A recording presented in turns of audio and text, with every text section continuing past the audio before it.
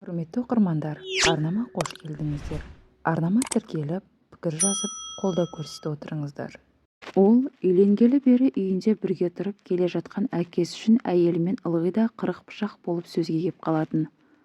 Арадағы ұрыс керіске әйелінің қайнатасына тыжырына қарап, үйге артық адам керек емес деп жақтырмай қарайтын шайпау мінезі себеп болатын. Кейде сондай бір ұрыстардың адам айтса нанғысыз бас бермей кететін кездері де жиі болушы еді. Ондайда жанжалды ушықтырып жан алқымнан алатын әйелі үйді басына көтере, не бұл ден мен кетемін, не әкең кетсін деп долылыққа басатын. Әйелмен ажырасуға дәті шыдар емес.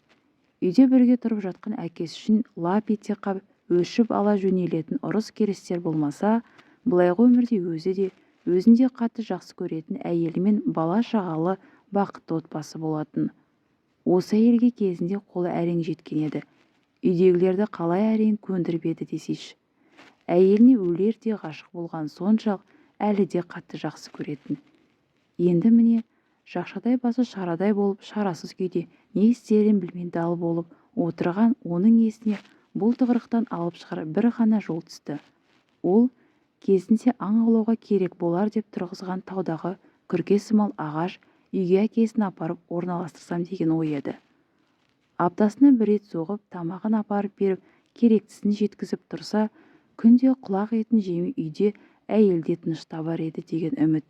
Әкесіне керекті бар заттарды дайындағаннан кейін төсекке таңылған әкесін көтеріп әкеп машинаға салды. Баласы да барам деген етегіне жармаса кететіндіктен оны да машинаға отырғызып алып жолға шықты. Қақаған қыс айы болатын. Даладағы үскірік аяз бет қаратар емес. Қарсалдарынан құйындатып борай соққан қардан жолды әрең-әрең көріп келе жатты. Қасында отырған кішкене баласы әкесінің қайда бара жатқандарын мазалап қанша сұраса да еш жауап ала алмады. Ал өзін қайда бара жатқандығын бірден ұққан көкірегі ояу қарт болса, іштей егіле жылап, көзінен сорғалай аққан жасын жеңімен сүрткен күйі немересі мен баласына білдірмеуге тырысты. Бірнеше сағат жол жүріп таудағы үйге де келіп жетті. Бұл жерге ат басын тіремегелі де біршама уақыт болыпты. Үй сымал ағаш күркенің әбден тозғаны соншалық төбесінен су ағып, еденге тастаған тақтайлардың кейбір тұстары шірей бастапты.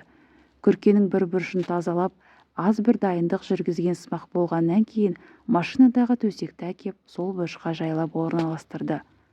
Артынша басқа да заттарды өз орындарына реттестіріп қойғаннан кейін ең соңынан әкесін түсіріп әкеп әлгі төсекке жатқызды. Ал үй деп әкелеген күрке болса үйден гөрі далаға көбірек ұқсас болатын. Едені сыз, суық күркеде әкесі төсекке жатқызыласап, тіс-тісіне тимей сақылдап жаурай бастады. Денесі қалшылдап тоңа бастаған әкесіне қарап тұрып, ертең жылырақ көрпе жастықтарын әкеліп беремін деп ойлады.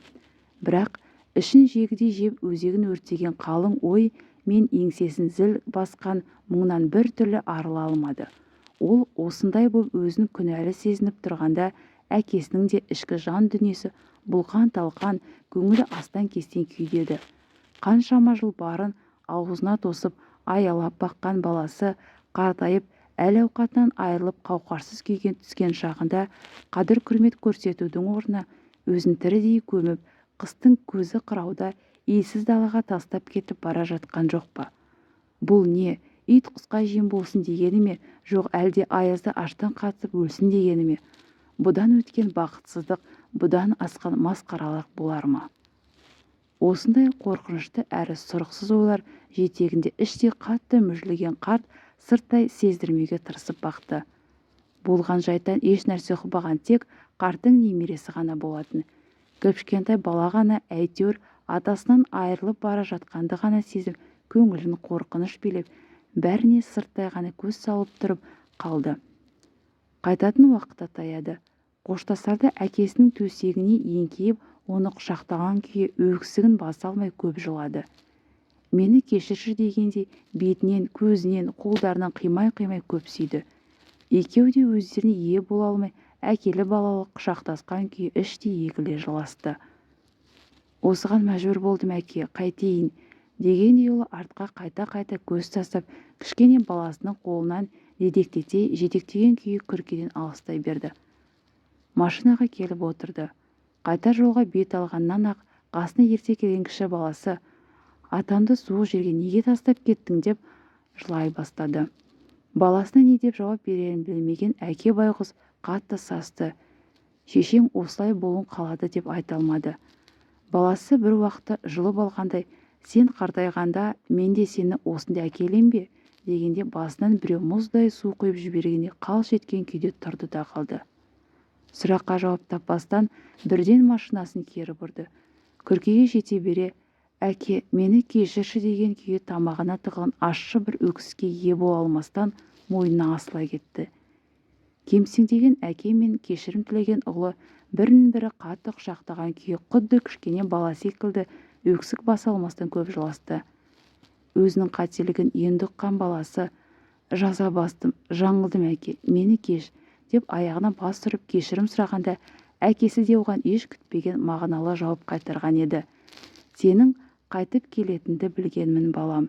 Сен мені тауға әкеп тастап кететінде мен өз әкемді қартайған шағында тауға апарып тастаған жоқпын ғой. Мені тауға алуын алып келсең де дәтің шыдап тастап кетпейтініңді, қайта оралатыныңды білгенмін. Балам» деген екен сонда қарт.